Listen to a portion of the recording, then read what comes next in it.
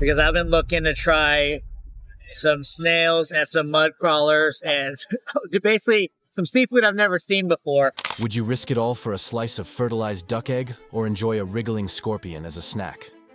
From the delicious smell of Nasi Goreng to the unique pho, these dishes push boundaries and awaken your senses, each with deep historical roots. Join us as we explore the flavors slowly fading from the world in the most exotic Asian dishes you need to taste before they're gone forever. Balut. Are you ready for a dish that will surprise you with how good it tastes? People in the Philippines love and fear balut, a dish you will find there. Let us explain before you run away in fear. After being boiled until it's right, it's served with salt, pepper, and sometimes a dash of chili. So, yes, a duck embryo inside the shell is only half formed. This food has been around for a long time, but it might be going away soon. Balut is a beloved snack, served by street vendors and enjoyed by locals. It's seen as a rite of passage for many Filipinos, a food that's as much about culture as it is about flavor. But while it's a staple for some, it's also one of the most controversial dishes. For some, it's the ultimate delicacy. For others, it's a challenge. But here's the twist. Balut is on the brink of disappearing. As younger generations turn away from traditional street food, and with the decline of duck farming due to environmental concerns and modern agriculture, this dish is at risk of vanishing. Could the food that defines an entire culture soon be gone forever? If you're brave enough, there's no time like the present to try balut before it's too late. But would you dare? If balut's intense flavors aren't enough for you, how about another famous dish that shows how good Southeast Asian food is? Now let's talk about a plate that isn't quite divisive, but just as renowned. Nasi Goreng. What if we told you that one of Southeast Asia's most famous foods would soon be hard to find outside its natural home? Here's Nasi Goreng, a meal that's not just fried rice. But if things are becoming more modern, why might they disappear? Nasi Goreng, which means fried rice in Bahasa, is one of the most famous foods in Southeast Asia. It is especially popular in Indonesia and Malaysia. Nasi Goreng's beauty lies in its simplicity, but each dish tells a story of food history that spans hundreds of years. At first glance, it might look like a simple fried rice dish, but carefully mixing salty, sweet, and hot ingredients gives it many layers of flavor. The meal is stir-fried in a bit of oil and starts with a day-old rice. There are pieces of chicken, prawns, meat, and even a crispy fried egg on top. Adding vegetables, garlic, shallots, chilies, and a little sweet soy sauce makes the food much better than the sum of its parts. You won't find anything else that balances flavors like this. A hint of spice, a taste of sweetness, and the comforting warmth of home for many people in Southeast Asia. On the other hand, if you like intense, hearty flavors, this food will take your taste buds on a whole new adventure. Let's switch from Indonesian fried rice to a famous Vietnamese soup that is just as tasty. Pho.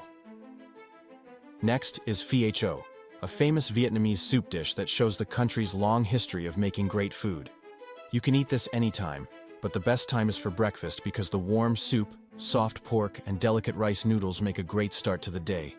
One of the best things about pho is how complicated the tastes are. The main dish is a rich, flavorful soup that has been cooking for hours with spices like star anise, cinnamon, and cloves. Even though chicken is sometimes used, beef is usually used to make pho. Every piece of meat, from the lean ribeye to the soft, melt-in-your-mouth brisket, floats in that rich broth, making the texture and taste just right. Fresh herbs like bean sprouts, Thai basil, and cilantro can be added to the dish. Add lime juice and hoisin or spicy sauce to make it taste even better. Pho is special though, because it's more than just food. It's sold all over Vietnam, from street vendors to fancy places. It's usually made in houses passed down through the years. Each family can make soup in a special way, making the food even more unique. Not just Vietnamese people love pho. It fits especially in the world of food. Even though pho is well known, no one knows what will happen next. Pho is a famous dish you should try in its original form as soon as possible, before it becomes hard to find skilled chefs who can make it. Are you ready for something that will test your food limits? Let's talk about a cheese that tastes like it's alive. Cheese with a crawlback, casu marzu. We are talking about casu marzu, which technically hails from Sardinia, but what are the vibes? They low-key match up with Southeast Asia's bug-filled bites. We're talking fermented cheese, with live insect larvae chilling inside. Yeah, this dish straight up moves. Parts of Southeast Asia have been eating insects for centuries. Grubs, larvae, beetles, you name it, not just for the shock factor, but for protein, sustainability, and deep cultural flavor. Casu marzu might come from the Mediterranean, but the philosophy? That's got Southeast Asian roots all over it. But dishes like these? They're in the danger zone. As global diets become more sanitized and safe, anything too wild, too real, or too alive is pushed out. Younger generations feel FOMO from modern foods, while ancient food knowledge fades in the rearview. Plus, food laws in some countries ban casu marzu, calling it a health risk. But here's the truth. It's not about being gross or edgy. It's about honoring what's been passed down for generations and not letting a little wiggle scare us off. The stinky tofu. The street food legend that clears a crowd before you even see the stall. This stuff is fermented tofu that reeks, and depending on where you're standing, it either smells like heaven or like someone forgot to take the trash out last month. You'll find this funky favorite in China, Taiwan, and Southeast Asia. Deep fried, steamed, or grilled, it's usually served with chili sauce or pickled cabbage. Once you get past that nose slap, it's crispy, creamy, and packed with umami, a total flavor bomb. But stinky tofu's future ain't so solid. Younger folks are slowly ditching it for trendier, more grammable snacks. And city laws? Some places are cracking down on outdoor cooking because the smells get neighbors beefing. Even the OG vendors are feeling the pressure. Plus, traditional fermentation takes time and skill. Most mass-produced versions skip that for factory shortcuts, and the flavor doesn't hit the same. It's pungent, it's polarizing, but it's also one of the last real-deal street eats holding it down. If we lose this, we're losing way more than a snack. We're losing flavor with a legacy. Are you down to face the funk and taste the real deal before it's gone? It's hard to believe how complicated stinky tofu is. But another dish takes cheese, bread, and the spirit of tradition, making it even cozier. Are you ready for a warm, cheesy trip? Bread boats with twist khachapuri. Georgia's national treasure vibes with some of Asia's old-school bread-making traditions. Picture this, a boat-shaped bread, golden and crispy on the outside, filled with gooey cheese, butter, and a soft egg yolk just waiting to be mixed in. Yeah, it's as lit as it sounds. Across Central and Western Asia, cheesy breads, flatbreads, stuffed pastries, and regional twists passed down through generations. Khachapuri fits right into that lineup. It's rustic, hearty, and all about handcrafted comfort. But like many traditional dishes, this one's walking a tightrope. Mass production and shortcuts are watering down the quality. Folks are buying frozen knockoffs or grabbing fast food instead of taking the time to roll, rest, and bake it fresh. And those specific regional styles, a lot of them are fading fast. You can still find family bakeries slaying with the OG technique in some areas, but they're getting harder to come by. Once those recipes are gone, they're gone. So before we swap all our carbs for some basic, fast, casual junk, maybe it's time to show this cheesy legend some love. Would you dip in and swirl that yolk for one last bite of history? Japan's deadliest delicacy, fugu. Fugu is the infamous Japanese puffer fish that could end your night if not prepped right. Yeah, this isn't just dinner, it's dinner with a side of suspense. Fugu contains a toxin that's way more lethal than cyanide. One wrong cut, game over. That's why only licensed chefs, after years of training, are legally allowed to serve it in Japan. When it's done right, it's delicate, buttery, and has a clean ocean vibe that hardcore foodies swear by. This iconic dish is kind of on the chopping block. Strict regulations are making it harder to keep the tradition alive, and fewer chefs are even bothering to learn the old-school prep anymore. Add in younger generations leaning into safer, more modern eats, and yeah, fugu's popularity is taking a hit. Even Japan's government has started relaxing rules to boost fugu sales. But that's also causing pushback from purists who say it's watering down the art. It's a dish where precision meets history, and losing that skill, that's a culture we can't afford. Would you risk it to taste one of Japan's boldest traditions? Bird's nest soup. One of Asia's most bougie delicacies, made from the actual nests of cave-dwelling swiftlets. And nah, this ain't your regular twigs and leaves kind of nest. These birds build their homes with straight-up spit. Yep, you heard that right. Solidified bird saliva.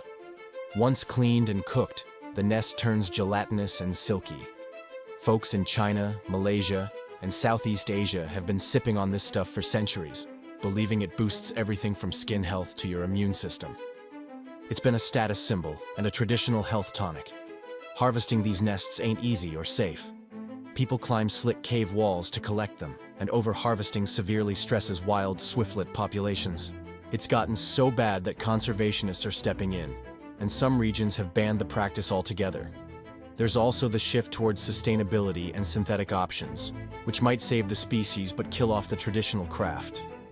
And trust, the flavor and feel of the real deal just can't be cloned.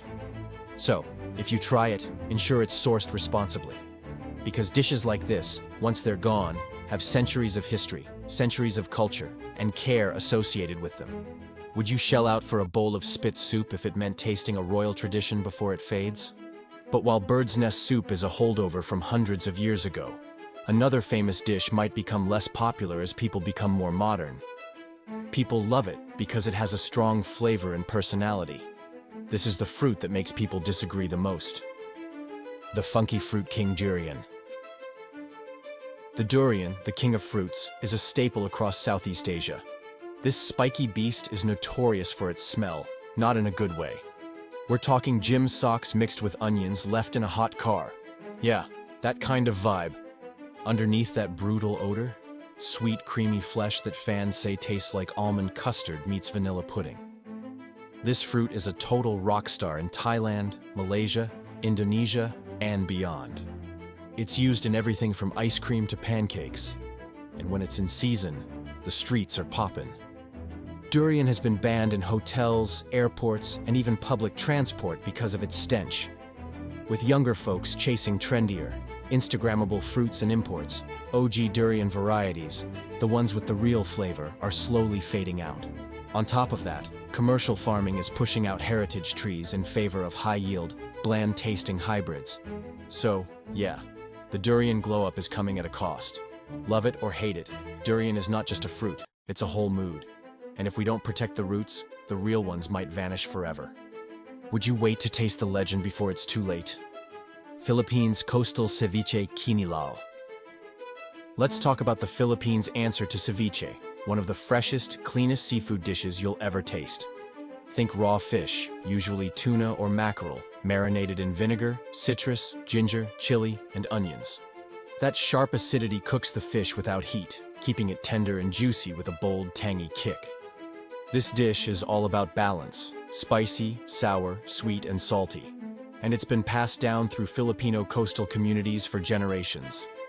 Long before refrigerators or gas stoves, folks were prepping kinilaw straight from the sea using what they had to make something fire. But modern food trends are low-key pushing it out. With fast food and global fusion dominating the scene, younger Pinoys are eating less old-school stuff. Clean, fresh fish aren't always easy to come by anymore.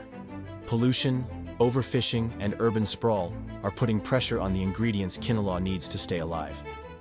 Chefs are remixing it so hard that the traditional prep gets lost in the sauce. Some versions barely resemble the OG anymore. So yeah, this dish is living history, and it's begging to be preserved before it gets ghosted by modernization. Funky paste with serious flavor. Pla ra. Up to Thailand and Laos, fermented fish paste brings that deep, salty punch to many iconic dishes. This stuff isn't just seasoning, it's the soul of regional cooking. Without it, half the flavors in Asian cuisine wouldn't even slap. It's made by fermenting fish with rice bran and salt, sometimes for months or even years. The result? A thick, dark paste with the intense aroma. Think savory, earthy, funky, and straight-up addictive, if you know how to use it. Pla ra's future is looking shaky. Health regulations are cracking down on traditional fermentation spots, and some producers are forced to change their methods or shut them down altogether. Factory-made versions cut corners and kill the flavor. On top of that, global food trends are sleeping on it. Younger folks are going for milder, more Western-style sauces. And the new generation isn't always down to mess with something that smells off. But real ones know it's that funk that brings the fire. So if you want to taste the real heart of Thai and Lao cooking, you'd better get into pla ra while you still can. Plum sauce with a punch tikka male. A sour plum sauce from Georgia that deserves way more clout than it gets. Made from wild plums called cherry plums, this stuff brings a sharp, fruity kick that'll wake your taste buds up. Depending on the plum, it's usually green or deep red and gets spiced with garlic, dill, coriander, and mint. The combo? It's straight up next level. People in Georgia drizzle it over grilled meats, potatoes, and even bread. It's tangy, herby, and addictive. Tikka male has big Asian sauce energy. It's got the same regional pride and homegrown prep style you'll find in sauces across Central and West Asia. But just like those traditional condiments, it's at risk. Modern supply chains are phasing out wild plums. A lot of folks are using supermarket stuff instead, and it just doesn't hit the same. Plus, homemade batches are fading as younger generations swap cooking for convenience. Mass-produced jars? They're missing the soul. And wild plum trees? Not exactly a priority crop these days. Without the real fruit, authentic sauce is toast. Tikka male's more than just a dip. It's a sauce with a story, and it's slipping through our fingers. Would you give this tart tradition a shot before it's just another forgotten flavor? Now, prepare for a legendary stinker that people in South Korea love. Korean kimchi, Korea. Kimchi has been an important part of Korean society for hundreds of years and goes with almost every meal. It is pickled with chili peppers, garlic, ginger, and fish sauce to make a sour and spicy taste. It is made from cabbage or radishes. That's what makes the dish unique. For example, baechu kimchi, napa cabbage, kakdugi, cubed radish, and oisobagi, cucumber, are all regional versions that show how the dish is made in different places. Kimchi has been made for a long time to get ready for winter. During the Kimjang holiday, families get together to make a lot of it. But traditional types are dying out, even though they are famous. Younger people are moving away from making their own kimchi because they prefer fast and mass-produced foods. Most people buy store-bought versions, and the skill of making small batches of locally spiced kimchi is being replaced by easier ways to do things, which removes the complexity that made regional styles special. Outro. And that's a wrap on some of the most exotic Asian dishes you'll probably never dare to try. We've explored some serious flavor bombs today. So, which one would you take the plunge for? Let us know in the comments, and don't forget to like, share, and subscribe for more wild food adventures.